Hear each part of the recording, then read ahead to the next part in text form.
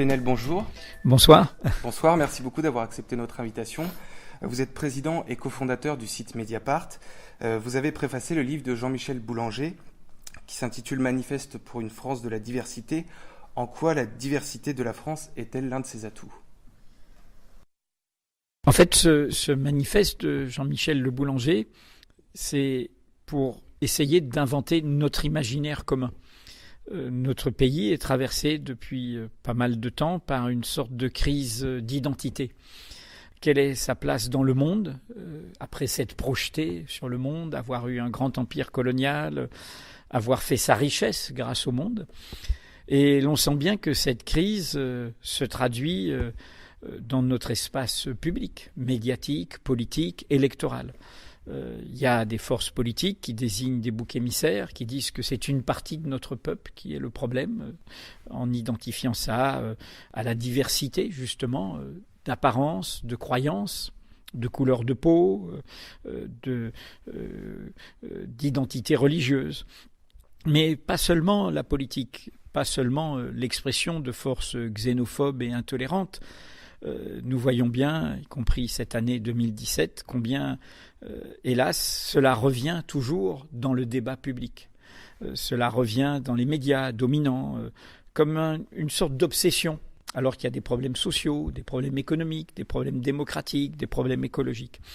Donc ce texte de Jean-Michel Le Boulanger, pour moi, c'est le texte qui devrait porter la parole de toute la vie publique française. Que l'on soit de gauche ou de droite, c'est pas un texte sur quel programme social, quel programme économique. Là, il peut y avoir des divergences. C'est un texte pour dire ce que nous sommes. Retrouver un imaginaire commun. Retrouver une parole, une vision, un horizon qui nous permettent de nous retrouver ensemble. Au lieu de faire la guerre de tous contre tous. Et donc, qu'est-ce que dit dans un très beau langage Jean-Michel Le Boulanger ? C'est que nous sommes un peuple divers. Nous sommes un peuple fait du divers.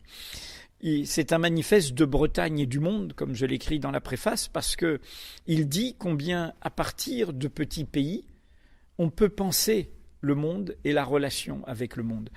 En fait, c'est un texte pour dire qu'on peut être un et pluriel à la fois. Qu'on peut être uni et multiple à la fois. C'est un texte sur la relation.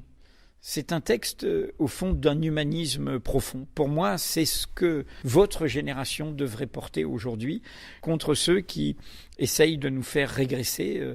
Et pour moi, parfois je suis très enthousiaste quand j'ai préfacé ce texte, c'était formidable. Et puis, hélas, nous parlons en ce mois de décembre 2017. Je vois à nouveau ces gens qui veulent nous ramener à cet agenda mortifère qui est l'antithèse de l'égalité, qui est l'idée que, normalement, nous sommes ensemble sans distinction d'origine, de croyance, d'apparence. Vous écrivez dans la préface « À l'orée de temps électoraux qui risquent de donner la part trop belle aux semeurs de peur et aux prêcheurs de haine, Jean-Michel Le Boulanger fait souffler sur notre politique un vent de Bretagne salvateur. Depuis l'expérience bretonne, il pose la question française. Ici, à Guingamp, dans les Côtes-d'Armor et de manière générale en Bretagne, les habitants sont fiers de leur origine. Pourquoi est-ce que les Bretons ne sont pas communautaires, selon vous ? Parce que je crois que l'oppression qu'a subie la Bretagne, comme une forte de tiers-monde de la France, très longtemps. Il y a même, vous trouvez des numéros de l'Illustration au début du XXe siècle, c'était plutôt des disettes, mais qui parlent de famine en Bretagne. Je dis souvent, quand on parle des gens qui ne savent pas parler français, on oublie ce mot baragouiner. Et je prends souvent cet exemple pour faire comprendre qu'on est toujours l'immigré de quelqu'un, que baragouiner, dans une très vieille histoire, c'était les Bretons pauvres, misérables, qui fuyaient la famine ou la disette, qui allaient à la ville et qui demandaient du pain, bara, et gouine du vin, et qui ne parlaient pas le français. Et donc, cette projection qui a amené une très longue durée de migration bretonne, de migration lointaine de la Bretagne, parfois accompagnant l'empire colonial français, ce qui fut le cas de mon père comme haut fonctionnaire de l'éducation nationale, a amené toute une part de la renaissance culturelle bretonne dans le courant de Émile Masson, de Yann Soyer, Arfals, de Yves Pierson, qui a aussi été un des animateurs de Arfals. Et c'est l'histoire de ma famille, de mon père, qui avait appris le breton à l'université de Rennes dans l'entre-deux-guerres, à comprendre ce lien au monde et à ne pas être dans une logique de la très grande France dominatrice, de cette France uniformisatrice, de cette France impérialiste, et d'être du côté, en retrouvant toute une belle tradition républicaine, du côté d'une France humaniste, d'une France qui est contre l'esclavage, qui est contre la traite négrière, d'une France qui est contre les civilisations supérieures à d'autres, les humanités supérieures à d'autres, les religions supérieures à d'autres. Moi, je suis produit de ça. J'ai été élevé comme ça par un père qui a épousé la cause des peuples colonisés en ayant une profonde fidélité à cette histoire bretonne. À la Martinique, qui était un tout petit pays loin de la France, beaucoup plus qu'aujourd'hui, il n'y avait pas l'avion, il n'y avait pas le tourisme, etc. Il faisait une conférence sur folklore martiniquais, folklore breton, en montrant comment une certaine forme de folklore était une façon de rendre anecdotiques les cultures, de se moquer un peu des cultures et d'oublier leur authenticité. Alors, une fois dit ça, n'oublions jamais que l'origine ne protège de rien. Et je le dis dans la préface. Mon père disait ça en me rappelant toujours la blessure qu'avait été pour lui avant qu'il se cache pour ne pas faire le service du travail obligatoire sous le nazisme, sous l'occupation, quand il était dans la défense civile, dans les bombardements et quand il était à Rennes, quand il voyait défiler en uniforme nazi des nationalistes bretons. C'est-à-dire des nationalistes, et il y en a aujourd'hui encore en Bretagne, qui utilisent l'identité bretonne à nouveau pour en faire une identité de domination, une identité d'exclusion. Nous sommes bretons, mais nous ne voulons pas les autres. L'origine ne protège de rien. Il faut toujours réapprendre ça. Mais n'oublions jamais qu'il y a eu toute une grande histoire de la renaissance culturelle bretonne qui s'est faite dans la solidarité avec les opprimés, dans l'accueil. Et c'est pour ça qu'ici, il y a un très grand mouvement associatif. C'est pour ça qu'ici, il y a des solidarités avec les migrants. C'est pour ça qu'il y a cette histoire-là. Et pour moi, je suis profondément... J'ai été formé comme une empreinte qui m'émeut à chaque fois que je me la rappelle, par cette histoire. Alors tout à l'heure, vous avez évoqué le folklore, et on va revenir justement sur une autre région de la France qui a donc justement vu les élections territoriales de dimanche dernier, donc le 10 décembre. La coalition justement nationaliste en Corse s'est imposée. Le mouvement affirme donc sa volonté d'acquérir plus d'autonomie. Pourquoi, selon vous, les Corses ne se sentent pas entièrement français ? On le voit, il y a un sentiment, en quelque sorte, de rejet, à la différence justement des Bretons qui ne comptent que peu d'indépendantistes, en témoigne leur faible score aux élections. Oui, je pense que ce que je dis dans la préface, on doit pouvoir être français et breton. On devrait pouvoir être français et corse, mais ça veut dire qu'il faut aussi que la Corse ait son identité, un statut qui lui permette de s'assumer comme cela. Vous savez, ce débat, on va l'avoir en 2018 à une échelle beaucoup plus douloureuse que la Corse. Parce qu'en Corse... Vous allez en parler de la Nouvelle-Calédonie. Donc, pour revenir sur la Corse, je pense que tout bêtement, la Corse a une histoire très d'abord insulaire, ensuite de retournement de l'Empire. Et c'est pour ça que le nationalisme corse a aussi quelques tendances intolérantes. Faire chasser l'autre. On l'a vu, y compris dans des incidents racistes, parfois. Parce que la naissance du mouvement nationaliste corse et de son indépendantisme, et c'est très intéressant quand on retrouve les itinéraires des cadres dirigeants, a correspondu à la fin de l'empire colonial dans les années 60. Tout un monde de fonctionnaires, de petits fonctionnaires coloniaux, de militaires, etc., Corse avait accompagné la projection de l'Empire. L'Empire tombe, ils ne sont plus dans la grandeur, et donc du coup, c'est un paradoxe, ils vont reprendre y compris les termes, les mots de ceux à la colonisation desquels ils avaient participé. Donc, comment dire, il y a des spécificités. On pourrait parler aussi du Pays Basque, on pourrait parler aussi de tout ce qui a été trop occulté en Occitanie. Donc, ce qui est important pour moi, c'est de concevoir notre pays, et nous pourrions imaginer ça. Pourquoi ce pays ne pourrait-il pas être fédéral ? Pourquoi ce pays ne pourrait-il pas inventer une forme d'unité qui assume radicalement sa pluralité ? Après tout, l'Allemagne est fédérale. Après tout, les États-Unis sont fédéraux. Et ça ne les empêche pas d'être des puissances. Et ça ne l'empêche pas d'avoir des dynamiques. Et ça ne les empêche pas d'être européens non plus. Ou d'avoir des visions à l'échelle du monde, comme l'a eu la puissance américaine pendant tout le siècle écoulé. Donc, pour moi, se pose aujourd'hui, et c'est les questions peut-être que vous me poserez, y compris la Catalogne, y compris la Nouvelle-Calédonie, puisque nous restons le dernier pays qui a un empire colonial, c'est comment réinventer une unité dans la pluralité.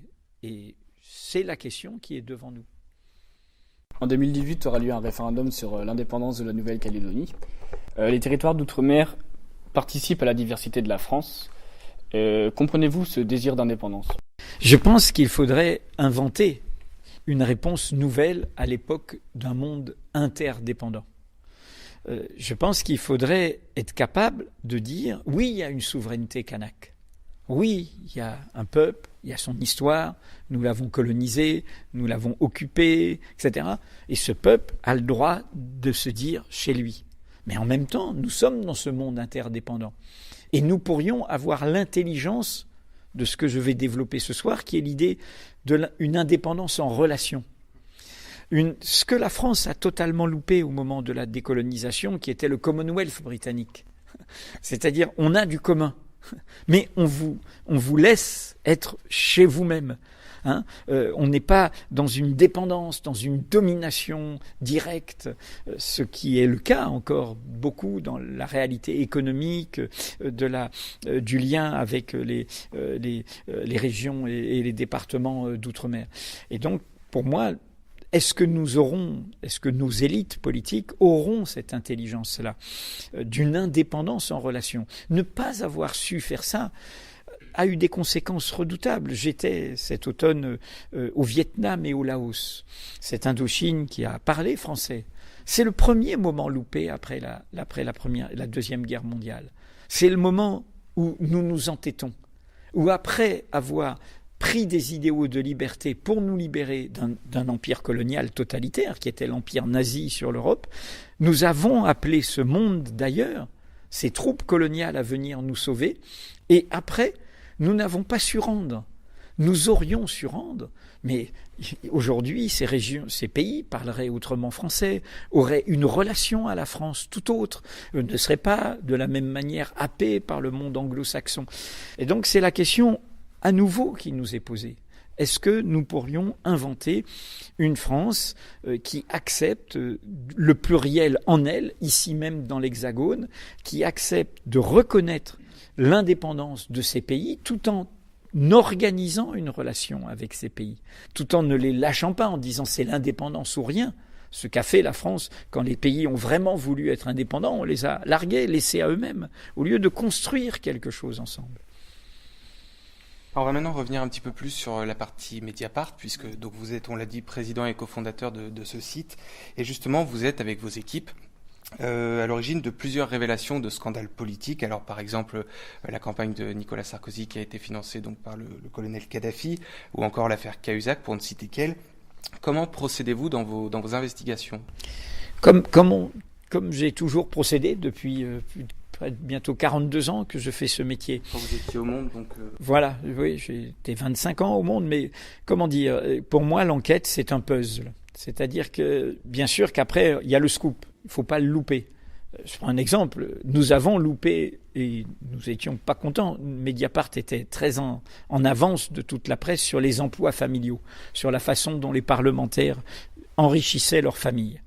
C'est nous, avec Mathilde Mathieu, qui étions les mieux documentés là-dessus. Mais on n'a pas marqué le but final. C'est le canard enchaîné avec l'affaire Fillon. Donc, évidemment, ce qui va faire le succès d'une affaire, c'est ce scoop final. Mais pour bien le faire, il faut faire tout le puzzle, pour moi. C'est ça qui est la clé, qui est le plus intéressant et qui fait la force d'un scoop. Alors comment ça se fait ? Ça se fait soit avec une intuition, soit avec une source qui vous met sur une piste, soit vous cherchez quelque chose et vous trouvez autre chose. Et ça se fait pour moi en dehors des règles que vous connaissez, sourcer, recouper, documenter, contextualiser. Ça se fait profondément. Ça, j'ai toujours défendu ça comme un travail collectif. Bien sûr qu'il y a un vedettariat de l'investigation, qu'il y a des notoriétés qui se créent, mais je crois que nous ne faisons bien ce travail que dans le collectif. Et s'il y a un ADN de Mediapart, en dehors de l'enquête, de l'exclusivité, c'est ce travail collectif. Vous subissez des pressions de la part des acteurs politiques. Comment est-ce que vous, Edoui Plenel, et Mediapart en général, gérez-vous cela ? À Mediapart, on s'est donné les moyens de ne pas les subir. C'est bien pour ça qu'on dérange un peu et qu'on a parfois des campagnes très méchantes contre nous. Personne n'a prise. On n'imagine même pas de nous appeler pour faire pression, parce que nous le racotterions tout de suite. Non, il n'y a aucun moyen. La pression, vous la voyez, elle est publique. Ce sont les campagnes de dénigrement qui reviennent régulièrement. La campagne de dénigrement, nous en avons connu au fond 3 de campagnes de dénigrement. Une campagne de dénigrement pour dire qu'on était des fraudeurs fiscaux, alors qu'en fait on a mené la bataille au vu et au sus de tout le monde, et en informant l'État et tous les services de la République, la présidence de la République, sur la bataille pour l'égalité sur la TVA, l'impôt indirect entre presse papier et presse numérique, bataille que nous avons gagnée, mais on a eu une vengeance post-Cahuzac pour nous faire payer d'avoir gagné cette bataille. Il y a eu une deuxième campagne de calomnie pendant la campagne présidentielle, me visant à travers ma fille sur quelque chose de totalement faux, prétendant qu'elle aurait eu un emploi fictif à la mairie de Paris, mais c'était une campagne de pure calomnie. Voilà. Et puis la dernière, vous la connaissez, c'est celle qui a essayé de nous présenter. Enfin, je ne vais même pas y revenir tellement. Enfin, je vais pas essayer de la qualifier, mais c'était une campagne pour nous discréditer. Donc, comme nous sommes totalement indépendants, comme nous publions tous nos chiffres, tout notre actionnariat, tous nos résultats, nous nous expliquons, nous rendons compte, y compris quand nous trébuchons, nous expliquons tout, il n'y a pas prise. Alors, quelle est la prise ? C'est le discrédit, c'est la calomnie. C'est essayer, par la rumeur, par l'invention, de nous atteindre. Et pour l'instant, je ne vois que ça. Merci, Edoui Plenel, d'avoir répondu à nos questions. Merci beaucoup, merci de nous avoir accordé tout votre temps. Bon, ok, écoutez, je vous souhaite le meilleur dans ce métier qui est essentiel, parce que c'est un métier qui n'a pas que des amis. Il vous enthousiasme, vous, votre génération, et souvent ce qui, moi, me fascine, le nombre de gens, malgré la précarité, les difficultés parfois de trouver un emploi, qui veulent être journalistes, c'est qu'il y a dans cet idéal du journalisme un engagement pour la démocratie, le droit de savoir des citoyens, et puis souvent, dans votre génération, un engagement pour la curiosité, pour le monde, pour les autres, etc. Le problème, et vous le voyez dans toutes sortes de polémiques politiques récurrentes, quand on prend de manière radicalement démocratique ce métier, il dérange. Et il dérange des intérêts pas seulement économiques, des intérêts politiques, des intérêts idéologiques. Ceux qui aimeraient que le journalisme soit d'abord leur miroir et ne leur échappe pas. Et ça, si j'ai subi souvent des attaques, que ce soit dans l'histoire du monde, même dans mes premières révélations ou à la fin, ou que ce soit là collectivement avec Mediapart, je pense que c'est parce que nous ne cédons pas là-dessus. Nous ne faisons pas de compromis là-dessus. Et je crois c'est important. Merci beaucoup. Merci à vous. Merci.